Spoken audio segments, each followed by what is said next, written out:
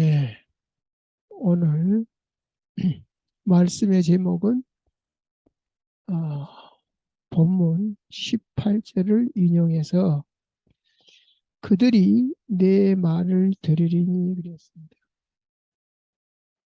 여기 무슨 소리냐 했을 때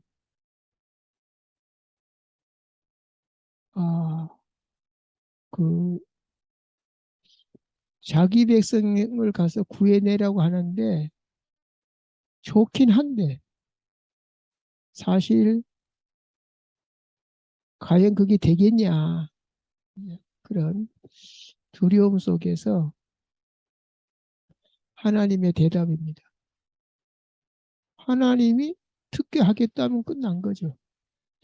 예, 그럼에도 불구하고 에, 자기 생각, 자기 상처, 환경, 여건 모든 것을 볼 때에 과연 듣겠느냐 이런 의심이 생길 수밖에 없는 상황에서 하나님께서 그렇게 말씀해 주셨습니다. 또한 오늘 제목은요, 본론 제목과 관련이 있습니다. 본론 제목은 I will be what I will be입니다. 나는 나다. 네, 이걸 스스로 있는 자라고 이제 순화시켜서 말했는데요. 여기 will be에 보면 예, 동사가 미래형이라는 것에 주목해야 됩니다. 하나님은 과거에도 계셨고 지금도 계시고 미래에도 동일하게 계시는 분이지만 왜 동사를 미래형으로 쓰셨는가 했을 때 하나님께서 나는 너희 조상의 하나님이고 또 약속한 때가 차서 약속의 땅으로 이끌고 가겠다. 그러나 국가적인 손실을 보는 애굽이 노예를 쉽게 보내주겠냐. 그러면 당연히 하나님의 능력이 개입될 것이고 홍해는 물론 생존 불가능한 광야길에서 살아가려면 하나님의 역사 없이는 안 된다. 이것을 미리 염두에 둔 하나님의 말씀으로 미래형 동사를 쓴 것입니다. 이렇듯 우리가 사람을 알아가는데도 사건을 통해서 알아갑니다. 사건을 통해 저 사람 저런 사람 아닌 줄 알았는데 했는데 어떤 사건을 만났을 때 그 사람의 행동이 그동안 볼 수 없었던 행동을 봅니다. 그것이 좋은 행동이든 나쁜 행동이든. 그래서 사건을 통해서 저 사람 참 대단한 사람이다. 더 좋게 볼 수도 있고 생각보다 형편없는 사람이네. 이렇게 볼 수도 있습니다. 역시 하나님을 알아가는데도 사건을 통해서 보여주십니다. 똑같은 수학이라도 초등수학, 중등수학, 고등수학이 다르죠. 어떻게 다릅니까? 공식 수준이나 적용 공식의 가지수도 다릅니다. 그래서 오늘 서론에 그 공식이 나옵니다. 이 공식만 알아도 엄청난 비밀입니다. 그래서 오늘 서론에 뭐라고 나왔냐면 하늘의 비밀을 푸는 열쇠, 말하자면 공식이 말이죠. 하나님의 비밀. 세상 사람들은 뭐 천기누설 그러는데, 자, 이 비밀을 푸는 열쇠가 하나님의 주권, 하나님의 섭리, 경륜, 작정이라고 그랬습니다. 지금 수없이 많이 했죠. 자, 그러면 구원의 이유도 더 명확히 하려면 이 네 가지를 어, 사건을 통해서 봐야 됩니다. 모든 사건에는 주권이 있고 섭리가 있고 경륜이 있고 작정이 있다라는 거죠. 그러면 오늘 1번은 뭐라고 나왔습니까? 그 구원에 대한 이유를 통해서도 이 네 가지가 나와 있고 또 방식에도 나와 있다는 거죠. 실질적으로 오늘 3번에는 뭐냐면 모세 오경은 이거는 역사적인 사실이죠. 그리고 출애굽에 나타난 하나님의 이 사건을 통해서 주권 섭리 경륜이 어떻게 나타나는가를 보자는 것이. 우리를 구원시킨 이유는요. 결국은 하나님과 우리 관계는 예배 관계입니다. 그래서 요한복음 4장 23절에 예배하는 자를 찾는다 그렇게 나와 있어요. 그러면 우리가 하나님을 찾아가서 알아보고 예배하냐 그건 아닙니다. 믿음마저도 하나님이 주셔야 된다 그랬어요. 에베소서 1장 4절부터 6절에 보면 창세전에 하나님이 우리를 그리스도 예수 안에서 하나님의 아들이 되게 하는 프로젝트를 가지고 이걸 보고 이제 묵시세계라고 그럽니다. 태초에 천지를 창조하시니라 이거는 묵시세계가 아니고 묵시세계를 나타내는 역사세계입니다. 역사세계는 시작과 끝이 있어요. 태초에 하나님 천지를 창조하시고 그러니까 우리가 생각을 그림으로 나타내는 거, 글로 나타내는 거 이렇게 있죠. 아직 나타내지 않을 때를 묵시세계라고 합니다. 근데 이제 그림으로 나타내거나 글로 나타내면 이제 그거는 묵시세계가 드러난 거죠. 그래서 창세전의 언약을 묵시 세계라고 하는데 창세전의 언약은 바로 천상의 교회를 얘기를 하고 출애굽기 3장 12절에는 지상교회를 얘기합니다. 뭐라고 말합니까? 하나님이 말씀하십니다. 내가 반드시 너와 함께 있으리라. 자, 모세를 지금 애굽에 보내는데 두려워하지 마라. 반드시 내가 너와 함께 하겠다. 내가 그 백성을 애굽에서 인도하여 낸 후에야 너희가 이 산에서 하나님을 섬기리니. 자, 신의 산을 얘기합니다. 지금 모세가 신의 산에 있거든요. 하나님을 섬기리니 이게 뭐죠? 예배죠, 예배. 광야교회라고 안 그럽니까? 그래서 지상교회. 이것이 내가 너를 보낸 증거니라 이렇게 말했습니다. 그러면 구원의 방식은 뭐냐 했을 때 골로새서 1장 13절에 흑암에서 건져내사 그의 아들의 나라로 옮기셨다. 그래서 태초에 천지를 창조했을 때에 1장 2절에 흑암 혼돈 공허가 있습니다. 거기서 건져내서 이렇게 나옵니다. 1장 3절에 빛 대신 그리스도가 나타나셔서 1장 4절에 빛의 자녀들이 나옵니다. 그것을 이미 창세기에 계시를 해놨습니다. 어떻게 구원시키실 것인가.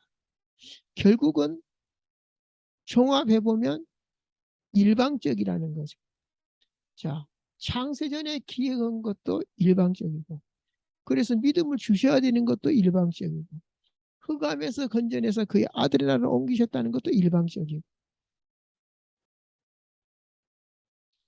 창세기 1장에도 일방적이고 그리고 창세기 15장의 햇불 언약에도 일방적입니다. 아브라함은 언약 지킬 능력이 없어요. 그러니까 잠들게 해놓고 하나님 혼자 햇불이 지나가십니다. 이런 걸 볼 때에 우리가 아직 죄인 되었을 때 그리스도께서 우리를 위하여 십자가에 죽으심으로 로마서 5장 8절이죠. 로마서 8장 3절, 4절에서는 우리가 연약하게 할 수 없기 때문이라고 말했습니다. 그러면서도 또 인격적이라는 거죠. 참 그렇죠. 계약이라는 것은 물건하고는 계약할 수가 없습니다. 쌍방이 있어야 계약을 하는 건데. 그래서 예, 우리 사람들이 구원 못 받은 사람들은 성경을 이해하기가 힘들고 하나님을 이해하기 힘듭니다. 우리가 하나님이 믿음을 주셔서 믿는 것이지 이해가 돼서 믿는 게 아니라 믿음을 주시니까 이해가 돼요. 아, 하나님이 일방적이면서도 쌍방이구나. 왜? 인격적이니까. 내가 문 밖에서 두드러니 누구든지 내 음성을 듣고 문을 열면 들어가겠다. 그게 이제 인격적이지 않습니까? 그래서 언약 체결 자체가 인격적입니다. 쌍방입니다. 그런데 12장의 언약을 얘기할 때에 이 용어가 보면 국가 간의 동맹, 동맹을 맺을 때에 그 외교적 언어를 썼습니다. 동맹 외교의 언어를 썼습니다. 이게 왜 중요하냐 했을 때는 동맹이 되면 그 강대국이 작은 나라를 책임지는 것입니다.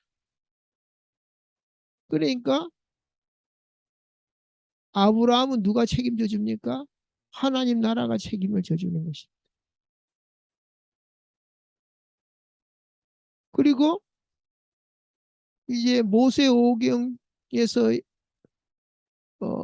출애굽계 이치가 바로 그런 겁니다. 어떤 이치냐? 이제 하나님의 나라가 이스라엘과 동맹을 맺으니까 책임을 져주는 것입니다. 국가 대 국가의 약속으로. 그래서 제사장의 나라로서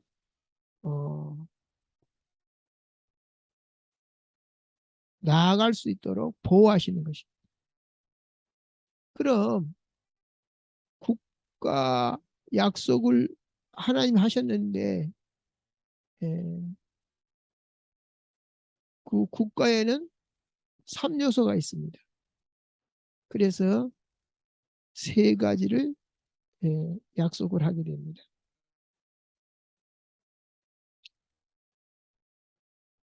국토가 있어야 되고 국민이 있어야 되고 주권이 있어야 나라가 됩니다. 그래서 12장 1절에는 땅 약속을 합니다. 국토죠. 다른 말로 영토라 그러지, 영토. 또 국민. 그때 당시는 국민이란 단어보다는 백성. 이게 이제 후손 약속이죠. 그 다음에 이제 지금은 민주주의니까 주권이라 그러지만 그때 당시는 통치권입니다. 왕이 있어야 됩니다. 그러나 이스라엘은 왕이 없었습니다. 하나님이 통치권을 가지고 있었습니다. 이렇게 해서 그 큰 민족을 이루겠다고 하는 그 약속이 지금 이루어지는 것이 출애굽기 이치입니다. 그러면 출애굽기 그 구조도가 3장 7절부터 8절에 나와 있습니다. 7동사와 5주제가 있습니다. 7동사가 뭐냐? 지금 자기 백성들이 애굽에서 고통당하는 것을 보고 듣고 알고, 자, 세 가지죠. 7가지를 했는데, 자, 세 가지 했습니다. 보고 듣고 알고, 그 다음에 내려가서, 그 다음에 건져내고 인도하여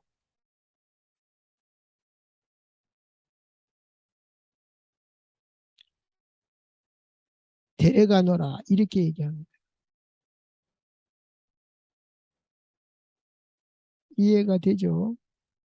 자, 보고 듣고 알고 세 가지에다가 네 가지가 뭐냐? 내려가서 건져내고 인도하여 데려가려 하노라. 그래서 일곱 동사 속에 이 일곱 동사가 이제 출애굽기에 드러납니다.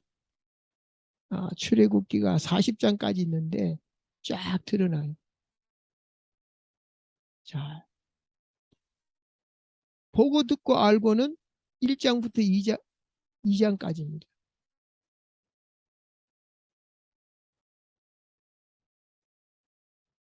어, 보고 듣고 알고 그랬는데 어, 출애굽기 1장, 2장, 1장, 2장에 보면 언약을 기억하시고 지키시는 하나님이다 이렇게 기억하시고 지키시는 하나님. 그럼 400년 동안 잊어먹었단 말이냐? 그 말은 아니죠. 오히려 하나님은 400년 동안 너희들이 이방에서 객이 되겠다고 아브라함께 얘기했어요. 그래서 400년 동안 지켜보다가 때가 차면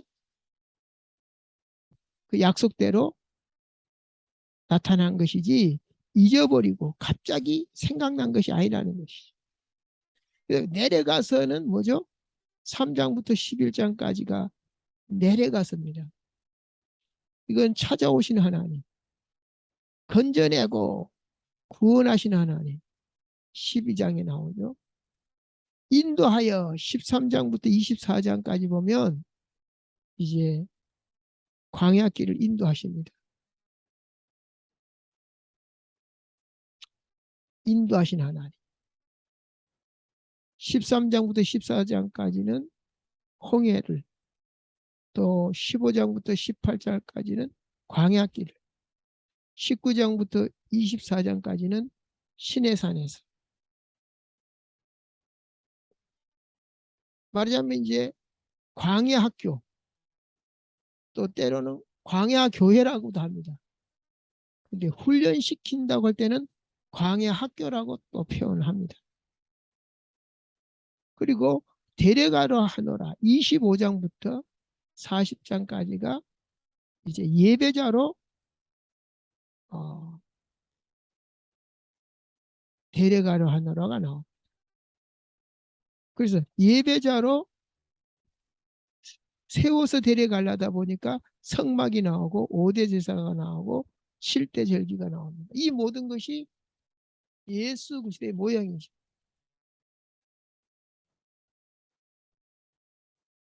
자, 이렇게 출애굽기가 음,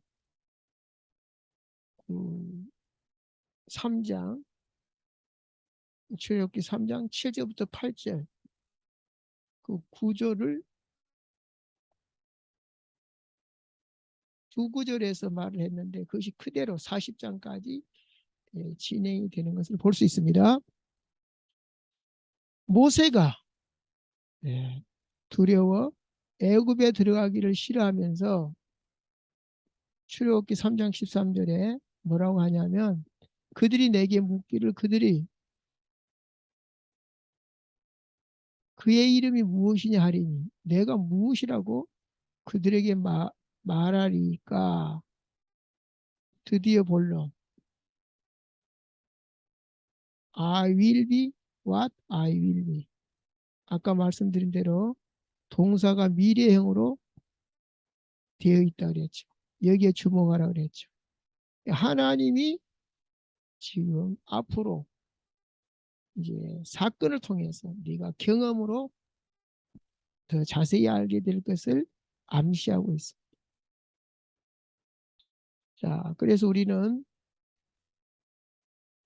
우리가 못 알아들어서 그렇지 얼마나 하나님은 세밀하고 촘촘하게 이끌어 가시는지를 볼 수 있습니다. 그래서 우리가 집중하지 않으면 수업 시간도 막 다 놓치듯이 하나님 말씀을 다 놓쳐버려.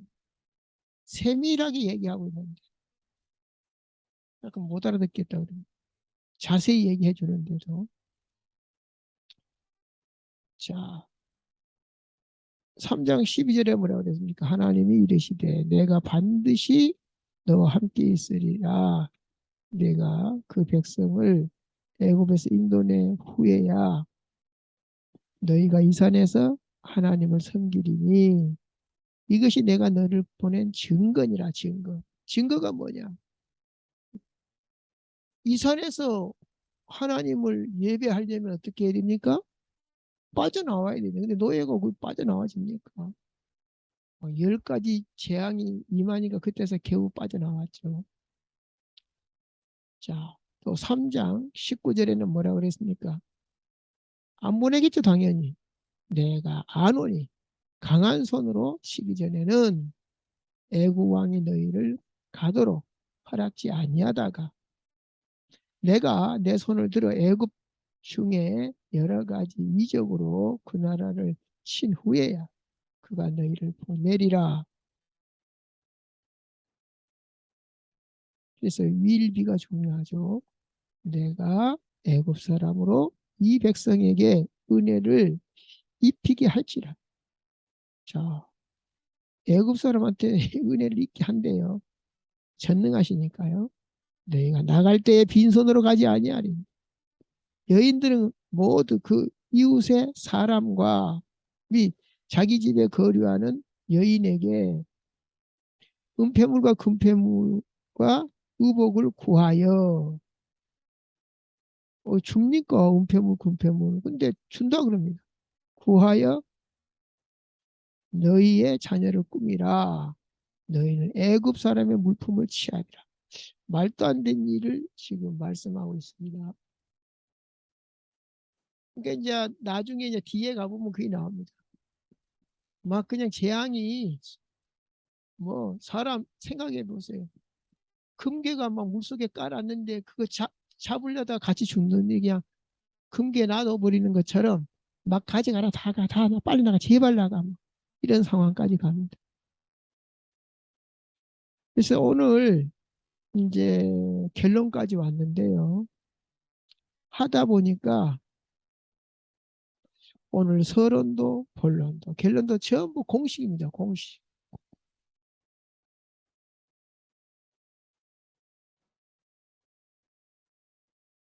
자, 완성된 계속도 공식이고 의인된 죄인도 공식이고 이미 아직도 공식입니다. 자, 결론이 뭡니까? 우리를 정복자로, 전도자로, 애초에 우리를 만들 때 에덴 동산의 대리자로 이렇게 한 것을 회복시키겠다는 것입니다. 어디 가서 가나안 땅 들어갔어. 근데 이제 여기서 우리가 중요한 공식이 나옵니다. 하나님의 말씀은 이중적 구조를 가집니다. 에, 눈에 보이는 자연세계, 인간관계를 통해서 시청각 자료를 가지고 하나님을 설명할 때가 있고 반대로 하나님의 것을 가지고 이 땅을 설명할 때도 있습니다. 히브리서 11장 3절에 보면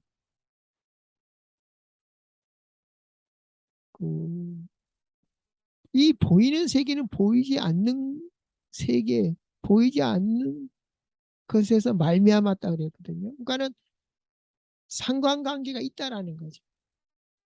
예, 복사보이라는 거죠. 예, 거기서 나왔으니까. 그래서 그 히브리서 1장 1절에 보면 옛적에 선지자들을 통하여 여러 부분과 여러 모양으로 우리 조상들에게 말씀하신 하나님이 마지막에 아들로 말씀했다 그랬거든요. 그러니까 이제 여러 부분 여러 모양 이건 이제 뭐죠? 예표적으로 보여준 거다 이거죠. 아직 실체가 아니었기 때문에. 그래서 로마서 11장 36절에는 만물이 주께로 나오고 다시 또 주께로 돌아간다 그랬거든요. 모델하우스에 보면 완성되면 철거하듯이 창세기 1장 1절 1장 1절도 태초에 하나님 천지를 창조하셨는데 왜죠? 묵시세계 창세전에 하나님이 기획했던 그것을 쫙 이루기 위해서 예, 천지 만물을 창조했고 그 계획이 다 이루어지면 뚫뚫 말아가 아니고 시작과 끝이 있으니까 폐기 처분하는 것입니다. 그렇게 이제 딱 생각을 하면 이 세상이 아주 하찮은 거예요. 우리가 비행기에서 빌딩을 보면 성냥갑처럼 보이 별거 아니잖아요. 밑에서 볼 때는 야 빌딩 어마어마하게 크고 나도 뭐 저런 거 하나 있어 평생 먹고 살고 이런 생각하는데요. 저 비행기에서 보면요 성냥갑 같고 너무너무 이게 초라해요. 똑같은 건물인데도 마찬가지로 폐기 처분한다고 생각했을 때는 하찮게 보여요. 그래서 우리가 영적으로 은혜를 못 받으면 예, 이 세상의 종이 되는 것이 주인이 돼야 되는데 하나님 우리를 종으로 부른 게 아니라 주인으로 불렀습니다. 에덴 동산의 주인으로. 자,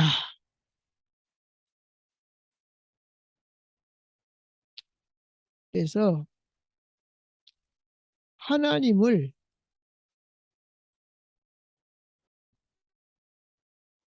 하나님의 나라를 지상 세계에 나타내 보이기도 하고 또 육의 세계, 지상의 역사를 가지고 예, 하나님의 영적 세계를 이게 설명하기도 하고 이게 구조가 왔다 갔다 합니다. 왜? 서로 어, 보이는 세계로 보이지 않는 세계로 보이지 않는 세계에서 보이는 세계를 가지고 계시를 합니다. 예를 들어서 창세기 3장 15절에 보면 분명히 창세기 3장 그리스도 여자의 후손은 누굽니까? 예수 그리스도입니다. 그런데 거기에 뭐라고 합니까? 여자의 후손이 뱀의 후손의 머리를 상하게 할 것이요. 자, 마귀의 머리를 상하게 한다는 말도 되지만은 뱀의 후손이란 말이 나옵니다. 사람들이거든요. 불신자들을 얘기합니다. 어, 지옥 백성들을 얘기합니다. 마귀 자녀들을 얘기합니다.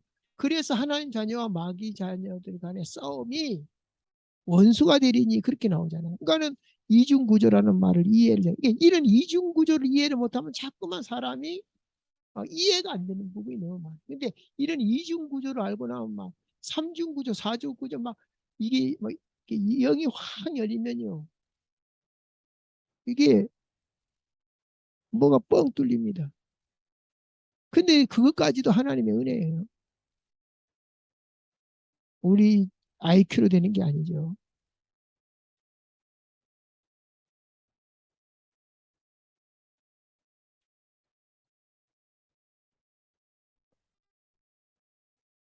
결론 오늘 세 가지 얘기했죠.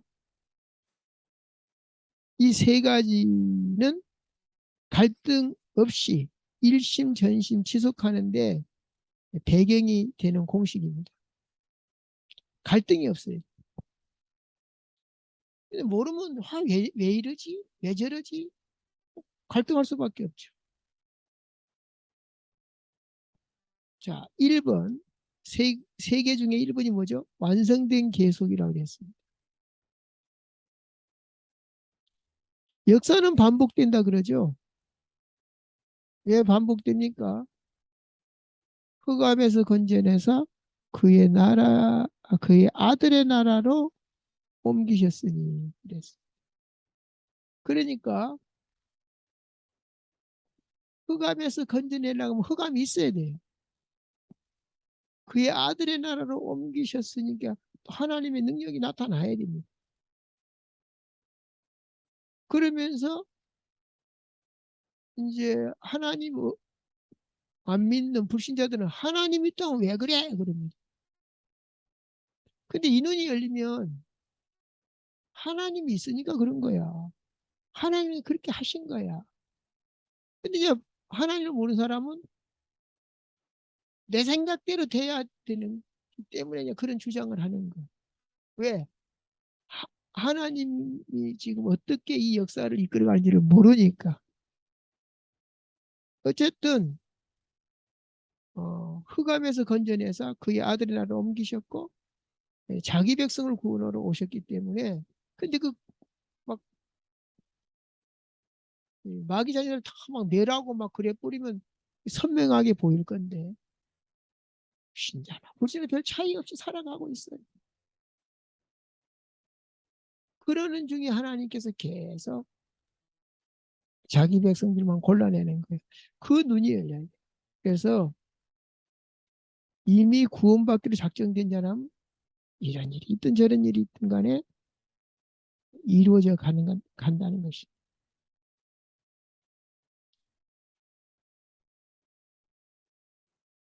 어, 그러니까는 역사적인 것과 영적인 것이 지금 같이 흘러가고 있어요. 왜 그러냐? 묵시 세계가 역사 세계로 펼쳐졌으니까 공존하는 거죠. 그래서 하나님의 백성과 지역 백성이 같이 살아가는 거예요. 두 번째, 완성된 계속이라는 것은 무슨 얘기냐 했을 때 이미 완성이 되어 버렸습니다. 창세기 1장 1절부터 4절까지 보면 이미 하나님이 어떻게 구원시킬 걸 말했고 또 7대 절기를 보면 이 절기가 카이로스 아닙니까? 아무도 바꿀 수 없는 절대 시간표잖아요. 보통 우리 인간 세계의 절기는 잊지 말자 6.25, 뭐 8.15 광복, 그거는 기념어잖아요. 기념. 그런데 하나님은 거꾸로 미리 사건도 안 일어났는데 절기부터 줍니다. 그래서 그대로 이행하십니다. 예수님이 6월절 날 죽으시고 6월절에 맞춰가지고 또 초실절에 맞춰서 부활하시고 또 오순절에 맞추어서 성령 강림하시고 또 나팔절에 맞추어서 재림하실 것입니다. 이렇게 그대로 지금 진행되고 있습니다. 지금도 계속 진행 중, ing죠, ing. 진행 중이죠. 자, 그렇기 때문에 우리의 구원이 나로 인해서 생긴 것이 아니기 때문에 우리는 걱정할 것이 없어요. 우리가 예수 믿는 것이 나로 인해서 구원받는 것이 아니라 하나님의 자녀가 되었기 때문에 시작된 것입니다.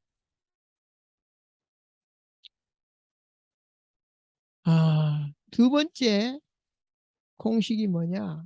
우리는 의인된 죄인이다. 우리는 의로울 수가 없어요. 그러나 예수 십자가의 피로 그리스도 예수 안에서 깨끗게 된 의인으로 우리를 불렀습니다. 이 사실을 아는 사람들은 예수님 말씀하신 대로 요한복음 8장 32절에 진리를 알지니 진리가 너희를 뭐하리라? 자유케 하리라. 자, 나는 무조건 서울대학 특차로 들어가면요. 공부해도 편하고 놀아도 편합니다. 왜? 보장되어 있기 때문에 자유합니다. 진리를 알지니 진리가 너희를 자유케 하리라. 자동차 보험도 안 넣으면 불안하죠. 그러나 한계가 있습니다. 형사건은 보호를 못 받습니다. 세 번째, 이미와 아직의 공식인데요. 우리는 아직 천국에 안 갔지만은 하나님 나라가 여기 있다 저기 있다가 아니라 내 마음속에 임하였느니라. 누가복음 17장 21절. 결국은 우리에게 주어졌는데 영적 상태에 따라서 누리기도 하고 누리지 못하기도 합니다. 자, 결론 중에 결론을 내겠습니다. 영적으로나 육적으로나 마태복음 6장 33절이 답입니다. 왜 답입니까? 영적으로나 육적으로나. 자, 그의 나라와 그의 의를 구하라. 이거는 뭐죠? 영적인 겁니다. 육적인 건 뭐죠? 이 모든 것을 너에게 더하시리라.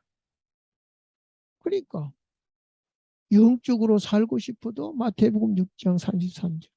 육신적으로 살고 싶어도 마태복음 63절, 6장 33절. 답이다 라고 안 되면 성경 제대로 못 본 것이고요. 적용은 더더욱 안 됩니다. 그러면 인생은 성공할까요? 실패할까요? 성경을 틀리게 보고 적용이 안 된다 그러면 성공할 수가 없는 것이죠. 다시 말하면 마태복음 6장 33절은 영적으로나 육적으로나 답이 되어야 됩니다. 이게 안 되면 지금 모든 복을 놓칩니다. 기도합니다. 좋으신 하나님 감사합니다. 우리에게 완전한 것 주신 것 감사합니다. 그리스도를 알게 하시고 영접하게 하시고 소유하게 하시고 누리게 해주심을 감사합니다. 이제 이 완전한 것을 보게 하시고 듣게 하여 주시옵소서. 보는 눈이 열리게 하여 주옵시고 들을 길을 주시옵소서. 하나님이 우리를 향한 절대 목표를 갈 수 있도록 힘을 주시옵시고 믿음을 주시옵소서. 믿음대로 내 마음대로 안 됩니다. 믿음까지도 주님이 은혜로 주셔야 됩니다. 그래서 하나님이 원하시는 목표를 이루기에 조금 더 부족함 없도록 역사해 주시옵소서. 나를 위해서 이 땅에 오시고 또 이 귀한 비밀을 알게 하신 주 예수 그리스도 이름으로 축복하고 기도하옵나이다. 아멘.